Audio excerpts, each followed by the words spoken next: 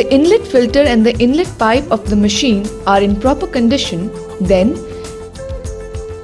check the voltage on the magnetic coil of the program during which the fault is occurring.